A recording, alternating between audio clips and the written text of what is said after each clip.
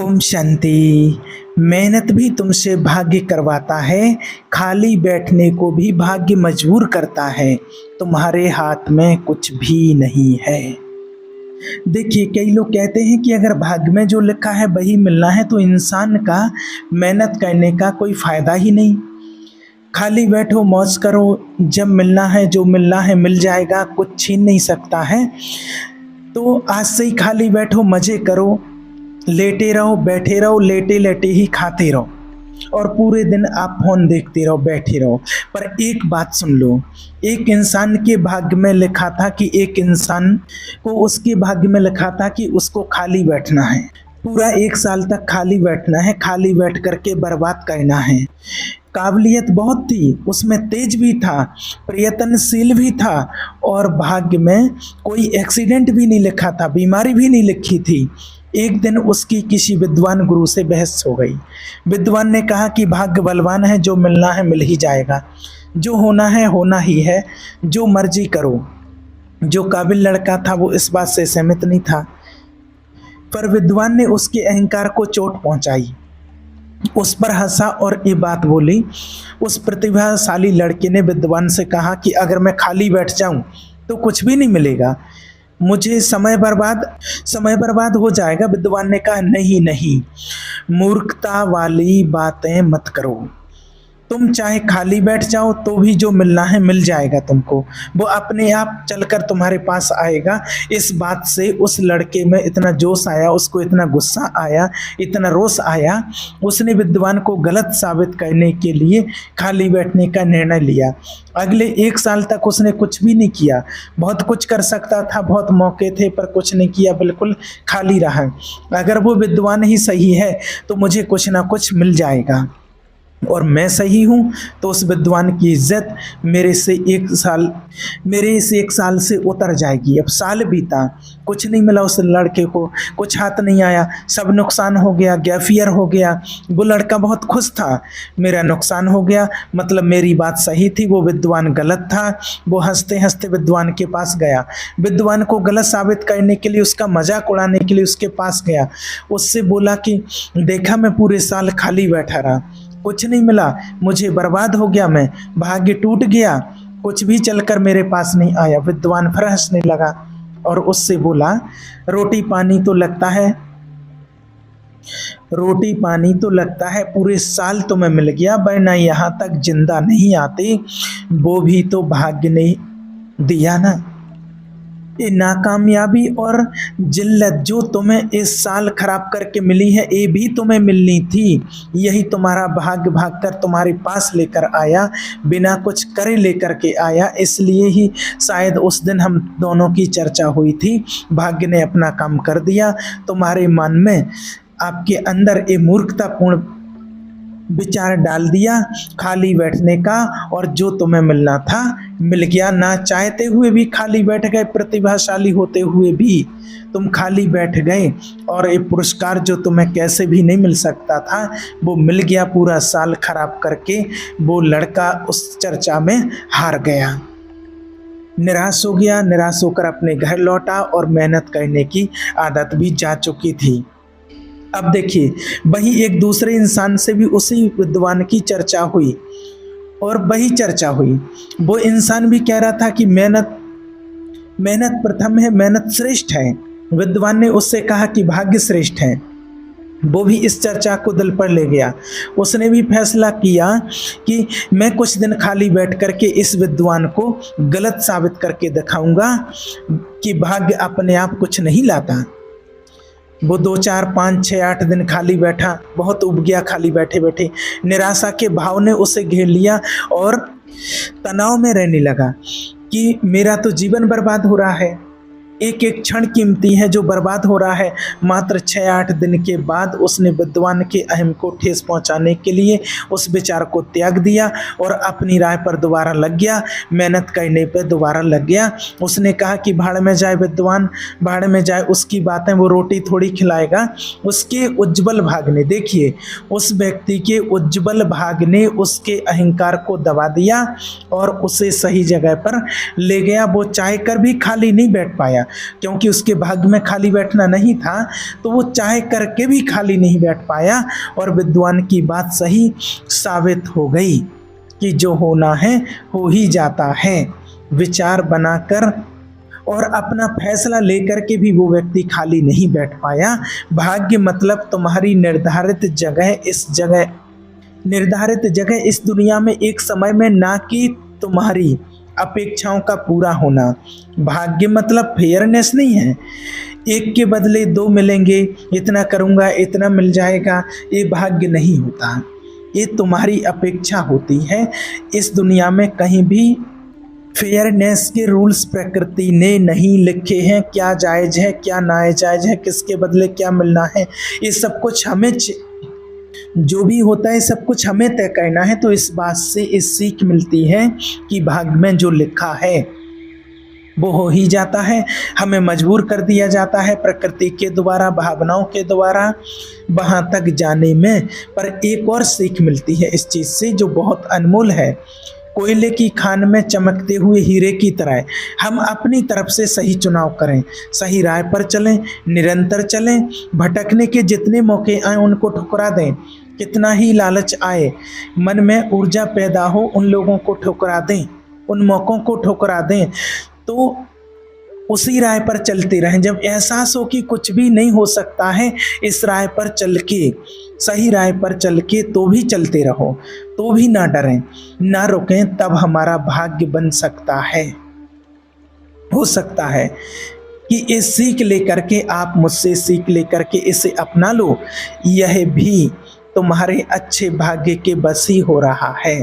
तुम्हें गलत जगह जाने से रोक रहा हो, पर ये बात निश्चित है कि इसे अपना कर आपका बुरा तो नहीं होगा। भाग्य भी कैसे काम करता है, प्रकृति के निमित्त होकर के, प्रकृति के नियमों को इस्तेमाल करके काम करता है। तुम्हें किसी राय पर लेकर जाता है, तुम्हें मजबूर करता है, तुम्हारा चुनाव करने में मदद करता है। इस दुनिया का हर जीव जंतु, भावनाएं, वस्तुएं, परिस्थितियां सब प्रकृति के निमित्त होती हैं। सब गठजोड़ बना के तुम्हें एक राय पर ले जा रहे हैं, जिसे आप भाग्य कहते हो। तो भाग्य क्या कहता है? भाग्य क्या कर सकता है कि नियमों का इस्तेमाल करके तुम्हें प्रेरित कर सकता है, मजबूर कर सकता है। बहुत से लोग, बहुत से लड़के या बहुत सी लड़कियां एक सुंदर लड़की के आकर्षण में, जो भी उनकी ऐसा समय देखने में आता है कि बहुत से सुंदर लड़कियों के चक्कर में बहुत से लड़के उस सुंदर लड़की के आकर्षण में, या सुंदर लड़के के आकर्षण में लड़कियां जो कभी उनकी हो भी नहीं सकती, अपना बहुत कुछ कीमती समय खराब कर देते हैं। पढ़ाई लिखाई काम त्याग कर पूरे दिन उसके बारे में सोचते रहते हैं। अब आपसे ये नहीं कह सकते कि वो लड़के खराब हैं, मूर्ख हैं, गलत हैं। परिस्थितियां ऐसी बन गई, भाग्य बस आकर्षण ने पूरे दिमाग को टेक ओवर कर लिया। ना वो लड़की बुरी है, सुंदर होना बुरा नहीं है, उसका तुम्हें नापसंद करना बुरा नहीं है, वो उसका चुनाव है। तुमने भी तो किसी और को छोड़कर उसका चुनाव किया है। उसका तुम्हारे जीवन में कुछ समय के लिए और तुम्हारे मन में इतनी तीव्रता से मौजूद होना, ये भी भाग्य था आपका। भाग्य ने रचना की ताकि आपका वो समय खराब हो सके, आप आगे ना बढ़ सको। पर तुम्हें एक छोटी सी विंडो दी गई थी कि इस आकर्षण के प्रभाव को, इसके भारीपन को, इसके दुख को सहकर तुम जितना कर सकते थे कर लिया। अपने प्रयासों में लीन रहते, अपने मकसद में लीन रहते, धीरे धीरे वो आकर्षण कम होने लगता, भाग्य सही रूप ले लेता। भाग्य रचना करने का एक ही तरीका हो सकता है वो भी भाग्य के रूप में ही लिखा हो तुम्हारे जीवन में।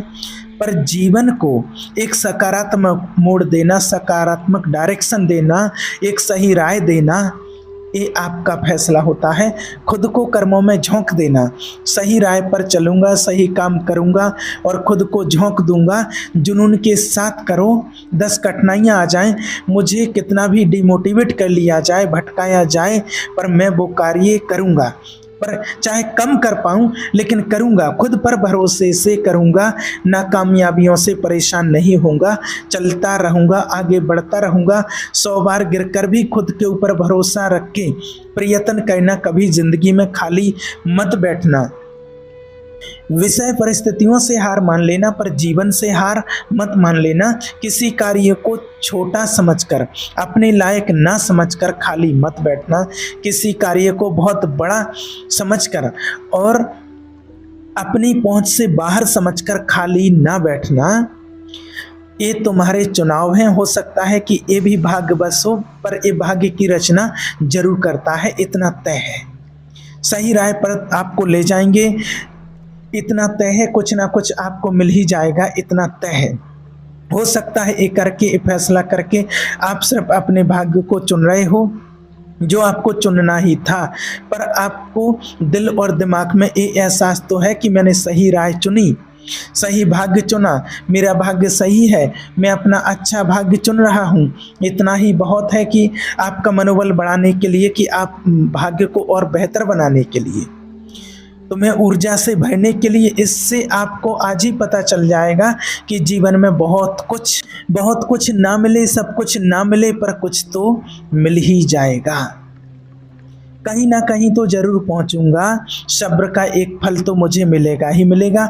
मेरा गुजारा चलता रहेगा, मेरा सर ऊंचा रहेगा, मैं कभी बोरियत में ऊबकर डिप्रेस नहीं होऊंगा, मेरा हर दिन आशावान रहेगा। हो सकता है ये मैसेज पढ़कर और इसे अपना लेने का फैसला करना, ये भी आपका भाग्य है। पर तुम्हारा भाग्य अच्छा हो, और अच्छा होगा ही, एक गारंटी है, इस बात को लिख करके दे सकते हैं। और इस बात को नहीं मानोगे तो ना मानना भी आपका भाग्य बन जाएगा। जानते हुए भी ना समझ बनना ये भाग्य बन जाएगा। अपने भले को अपना बुरा समझना, ये गलती करना आपका भाग्य बन जाएगा। और ये ना करके भी जिस जगह पर पहुंचोगे वही भाग्य कहलाएगा। भाग्य लिखा है, इसका मतलब ये नहीं कि भाग्य बदलता नहीं। इस दुनिया में सब कुछ हो सकता है, और एक इंसान के अंदर वो काबिलियत है कि वो सब कुछ कर सकता है। ईश्वर ने हर अंधेरे कमरे में एक बहुत छोटा सा छिद्र दिया है। ईश्वर ने हर कैदी के हाथ में एक छोटा सा चम्मच दिया है धातु का। समझना बात को। तू कैद है चार दीवारी में, खुद पर और उस चम्मच पर और वक्त पर विश्वास करके दीवारों को खोदते रहो, खरोचते रहो।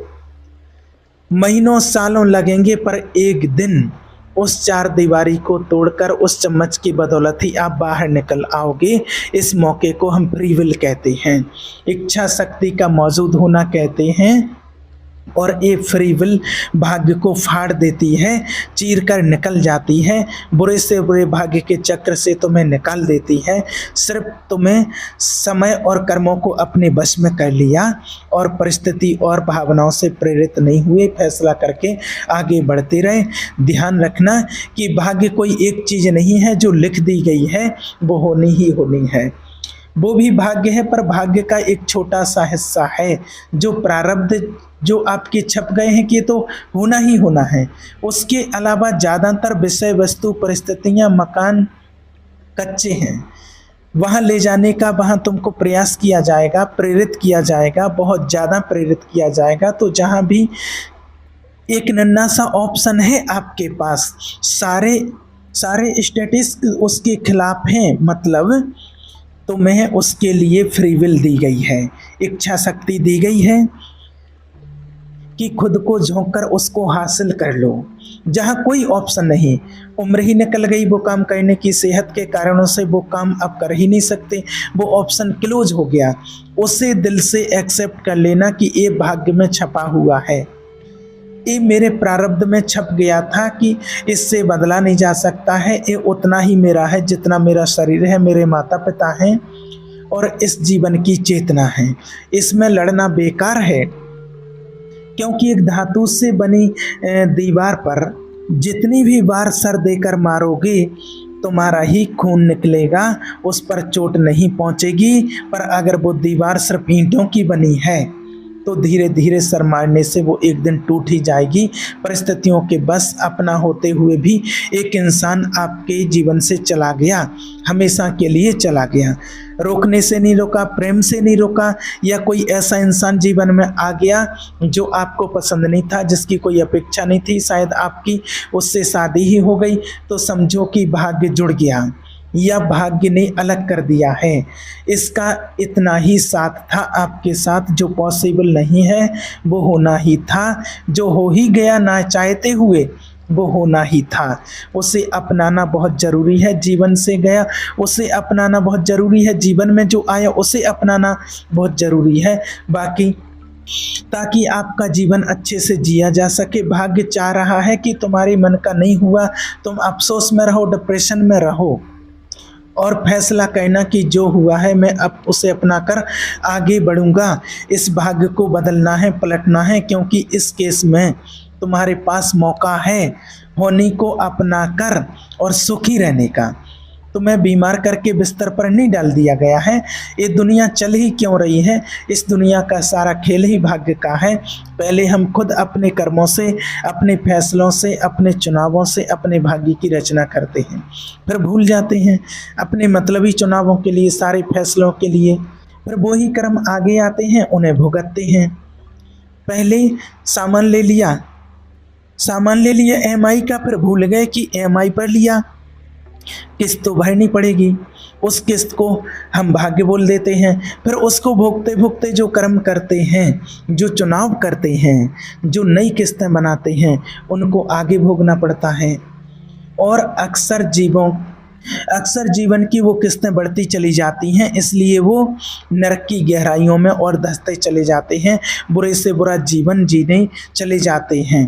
पर इन सब में प्रेजेंट का एक बहुत बड़ा रोल होता है, आज मौजूद होने का बहुत बड़ा रोल है, फैसला करने की शक्ति का बहुत बड़ा रोल है, चेतन होने का बहुत बड़ा रोल है। वो एक मौका है छेड़छाड़ करने का अपने भाग्य से, पूरे ब्रह्मांड में बदलाव ले आने का। एक नन्हा सा जीव, एक इंसान जो इस धरती के आगे भी कुछ नहीं है, पूरे ब्रह्मांड की होनी में बदलाव ला सकता है। ये ताकत क्यों मिली तुम्हें? खुद को सिर्फ शरीर मात्र समझने वाले लोगों, ये ताकत आपको क्यों मिली है? आप शरीर नहीं, आप चेतन आत्मा हो, बहुत गहरी ब्रह्मांडीय, जितनी गहरी चेतना। और आप समझ जाओगे कि मौका है सब कुछ बदल देने का, जो निरंतर होता आ रहा है, जहां मुझे धसाया जा रहा है उसको बदलने का मौका है। वो तुम्हारा उज्जवल भाग होगा, और ये समझना भी आपका उज्जवल भाग होगा। और ये समझ लेना कि जो हो रहा है वो तो होना ही है, बर्बादी लिखी है तो होना ही है। मैं इस हाल पर छोड़ देता हूँ, ये आपका दुर्भाग्य है। सकारात्मक सोच, मजबूत सोच सही भाग्य है। सही कर्मों का चुनाव और सही कर्मों को निरंतर करते जाना सही भाग्य है। किसी भी होने के बाद भी जीवन जीने का मौका मौजूद होना सही भाग्य है। दुखों का बीतकर खत्म हो जाना सही भाग्य है। मजबूत फैसलों के साथ हर परिस्थिति में खड़े रहना, निराशाओं में खड़े रहना सही भाग्य है। जिस विषय में कुछ भी नहीं किया जा सकता उसको होने के रूप में अपनाना, अपनों के रूप में अपनाना, और आगे की तरफ देखना कि मैं क्या कर सकता हूँ, कैसे खुश रह सकता हूँ, सही भाग्य है। निराशा में भी लगे रहना सही भाग्य है। आकर्षण या भावनाओं में अंधे होकर भी सही राह को न त्यागना, मन से वो युद्ध करके भी सही राह पर लगे रहना, कम कर पाने के बावजूद भी करते रहना सही भाग्य है। जो भाग्य बस मिल गया है, जो बदला नहीं जा सकता है, जो आपका हो गया है, उसे अपना कर उसमें सुख को खोज लेना सही भाग्य है। बहुत लोग ऐसे आते हैं, कॉल करते हैं, कोई लोग मिलते हैं, कमेंट करते हैं कि मुझे काम में मन नहीं लगता है, कोई भी काम करता हूँ ज़्यादा दिन तक मन नहीं लगता है, लड़ाई हो जाती है, ऊब जाता हूँ, मनमुटाव हो जाते हैं, मन नहीं लगता है, छोड़ देता हूँ, चाहे नौकरी हो या पढ़ाई हो या कुछ और हो। अब इसे भाग्य से कैसे जोड़ें? कोई भी जब ये बात करता है तो सबसे पहली भावना आती है गुस्से की, कि करना ही नहीं चाहता कुछ भी व्यक्ति।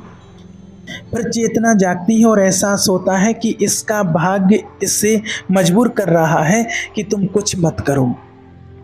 उसके मन को बहका रहा है, प्रेरित कर रहा है कि कुछ मत करो। ये इंसान मूर्ख नहीं है, ढीला नहीं है, यह युद्ध चल रहा है भाग्य का, विपरीत प्रारब्धों का एक दूसरे से। ये लोग झूठे नहीं हैं, भाग्य बस इनका मन इनको परेशान कर रहा है, खाली बैठने को मजबूर कर रहा है, इनकी लड़ाइयाँ करा रहा है बार बार, इनको फैल करा रहा है बार बार।